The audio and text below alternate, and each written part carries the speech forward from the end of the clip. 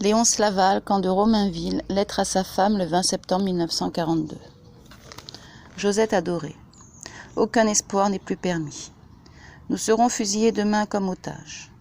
Je ne souhaite plus que de marcher vers la mort avec la même fermeté que je sens à la minute actuelle en mon cœur. Cela sera. J'espère qu'on te transmettra cette dernière pensée. Sois stoïque, ne t'encombre pas outre mesure de mon souvenir. Pour notre Jacques, notre petit ange, songe à refaire ta vie plus tard, en te disant alors que j'ai eu ma part, ma merveilleuse part, et que mes mânes, si mânes il y a, ne te reprocheront jamais rien. Rappelle à tous qui j'étais, Robert aussi, absolument innocent et étranger à un parti, à des formes d'action que je réprouvais formellement.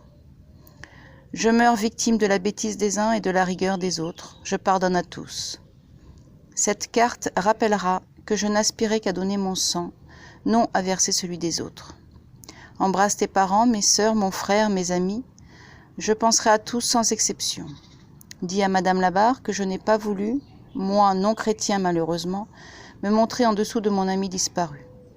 Je sais que mon souvenir restera comme celui d'un homme qui pouvait faire honneur à l'homme. Mon fils sera tel avec plus de bonheur grâce à l'admirable maman que tu resteras. Adieu ma beauté. Je viens de lire la belle lettre de Robert à sa femme, je voudrais l'avoir écrite. Prenez à mon compte et au vôtre ce qu'il a dit de mieux. Surtout qu'on sache bien que depuis le premier aveu fait à la jeune fille que j'aimais et qui devint ma femme le 12 mars 1926, ma fidélité fut toujours absolue. Je vais mourir dans un état de pureté morale parfaite, ce qui explique peut-être la sérénité étonnante que je découvre en moi, malgré la claire conscience des périls qui vont vous menacer, mes chers amours, dans une vie où vous serez privés de votre appui le plus sûr. Ma succession morale sera lourde à porter. Si tu peux la confier à personne, ma Josette, sois bénie.